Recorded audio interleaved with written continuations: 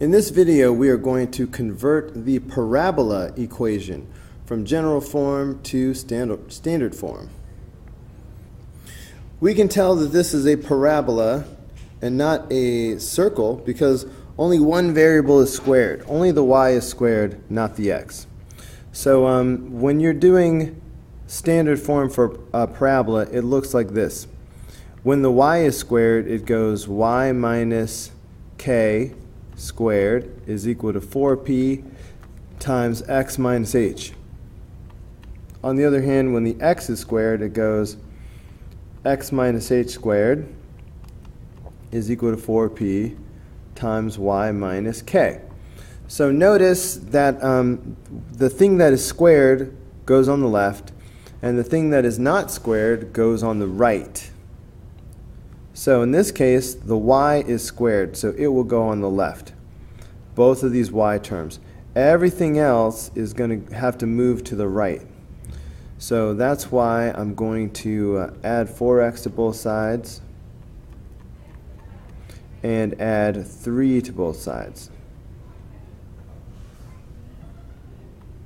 So that's going to give me y squared plus 6y.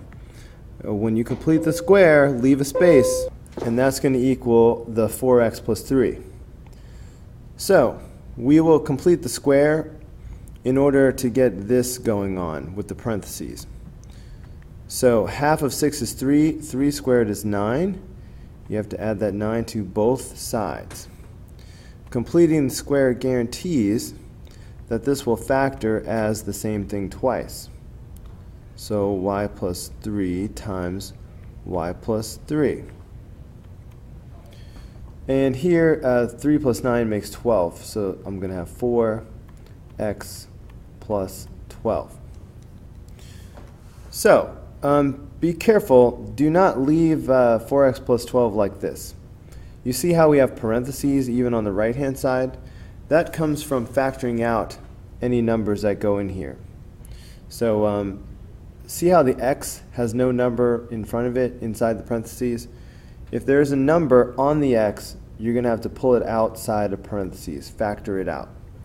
Meanwhile, this side over here can be rewritten as y plus 3 squared. Over here, we will bring the 4 outside. So that's going to leave x plus 3 in there. So this is standard form right now. All right, they didn't ask us for any other information, so we're done.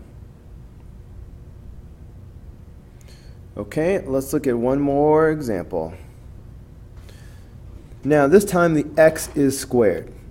So when the x is squared, then we're shooting for this. So we need all the x's on the left this time, and we'll leave the y's to be on the right. So see how I have x squared over here, and then I have 2x? I need to get the 2x over here. And I need to move the 11 out of the way. So watch out for that to happen. I say we subtract 2x from both sides. I'm just going to do it step by step.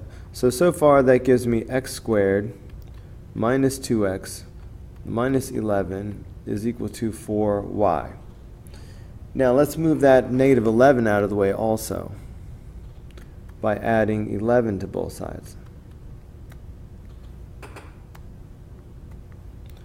So that's going to give me x squared minus 2x, leave a space, 4y plus 11. So here it's time to complete the square so we can start to form these parentheses. Half of 2 is 1. 1 squared is 1. So we're going to add 1 to both sides. When you complete the square, this trinomial will factor as the same thing twice. So it'll be x minus 1 times x minus 1. The sign comes from this middle term. Alright, because when you complete the square, it is always positive. Meanwhile, over here I have 4y plus 12. Remember, we need parentheses over here too. So when you see a number in front of the variable like that, you need to pull it outside of parentheses. So over here we're going to have x minus 1 squared is equal to 4 times y plus 3.